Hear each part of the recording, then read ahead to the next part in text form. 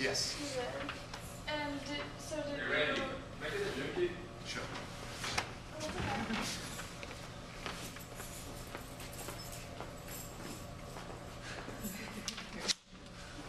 That's the, This is awkward. Cindy, if you do like each question, like stop and start, it might be Yeah. easier to like, Okay. than like going through. sorry, we're on switch day today, so we're all in different areas. April 1st Fools on the kids, so we're all covering different areas. Funny. But now everyone's going, I need a key to your office. I need a key to your office. That's funny. Okay, so will you remember here when you were? Yes, I was. You were. And so what made you want to stay and work here? When I ended up coming back, I was here, I was 5 years old till I was 18 in this building.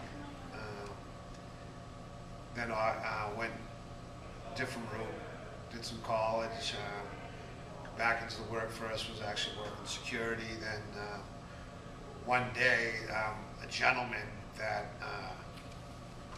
was a staff member here seen me in the street one day and asked me if he needed help part-time in his teen center over in Dorchester.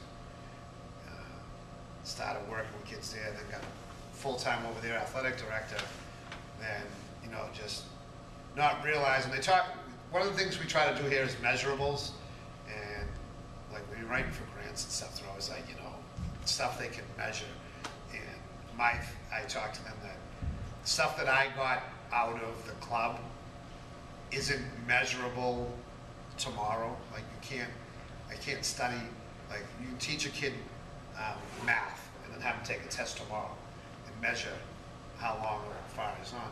Stuff that, the measurables that I took from here, I didn't realize it till I was late 20s, early 30s, that, you know, as a kid here, camping, skiing, and realized I was still doing this stuff. And, you know, the reason I was doing it was because I was exposed to it as a kid. So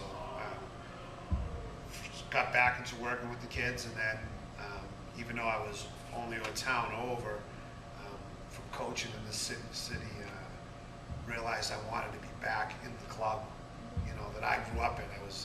Felt like, even though I was still working with kids, I felt like I was cheating my community, you know? So, job opened up here for the athletic director about 5 years ago, come over, got it, and, you know, I'm loving it. I actually literally grew up right behind it. Like, I could walk out my house, it took me 2 minutes to get here, not even 30 seconds, you know, so.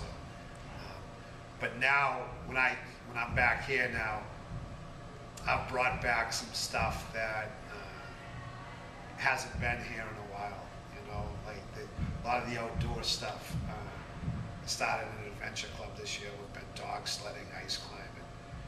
We're going zip lining in the canopies in the Berkshires in a couple of months.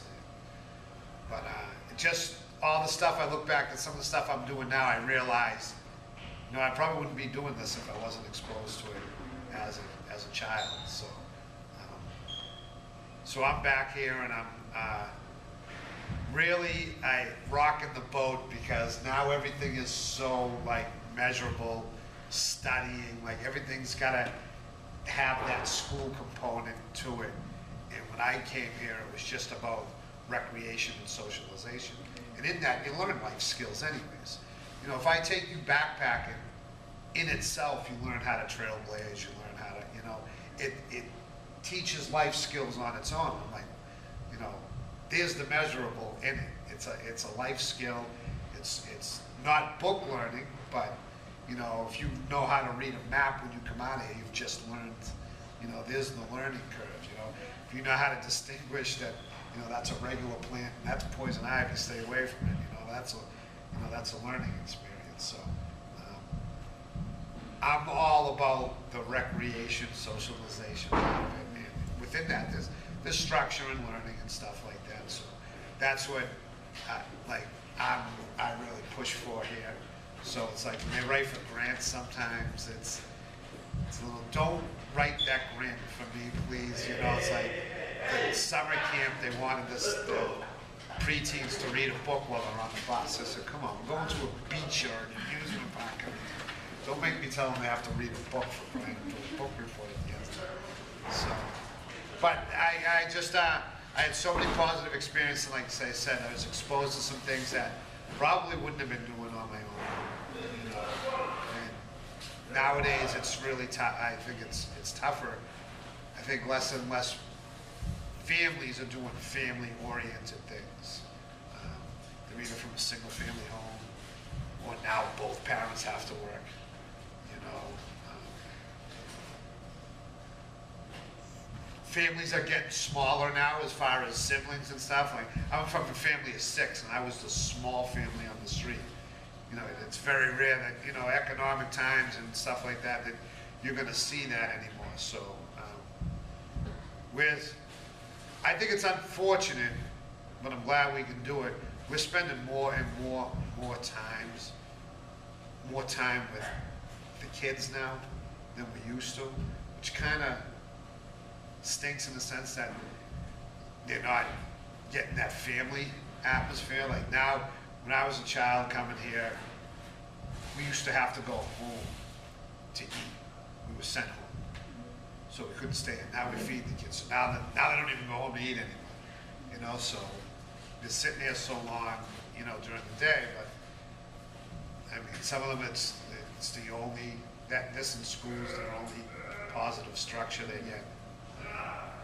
You know, especially, you know, with like I said, single parents and both parents working. You know, it's become more and more for a need. Why did you start coming here when you were 5? Like, what got you involved? Oh, I was told I was coming.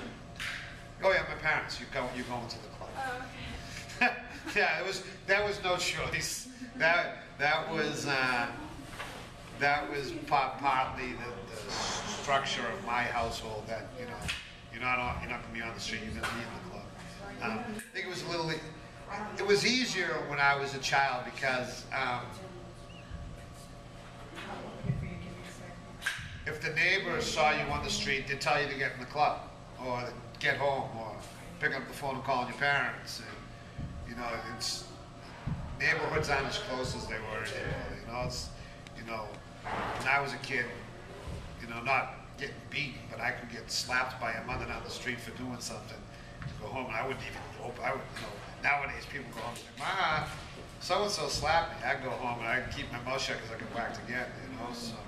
Well, if I did something wrong, you know, but just in general, you know, you can't even say that as like living on the street. You say something to a kid, and they just go back and say somebody said something to me. You know, so we had the whole neighborhood keeping us in here. You know, it wasn't just my parents, but the reason I was here is because of my parents, and that's where you're going. And then when we got here, you know, what made us stay in here is, you know, what we got here. How sounds like the community changed since, like, you were, like, other than just this club, since you were... Well, the community has changed huge. I grew up there in Boston, and at one point this was basically just an Irish community town, and Polish and Lithuanian. To some extent. We had, growing up as a kid, South Boston had the biggest Polish-Lithuanian population in the city. But growing up, going through Boston, and now the city is integrated now. You know, when there was only one black family here when I was a kid. You know, now it's a mixing pot now, which there are cultural differences now too. You know. When we were younger, we were all basically Irish Catholic school kids, you know. So now, you know, you have to see and be respectful of other cultures and what they're bringing. I mean, even up to this day now, we have Muslims coming in, you know. So it's, you know, the cities have went from, you know, Irish, Italian, Black, Jamaican, Hispanic communities to now being melded, you know, so.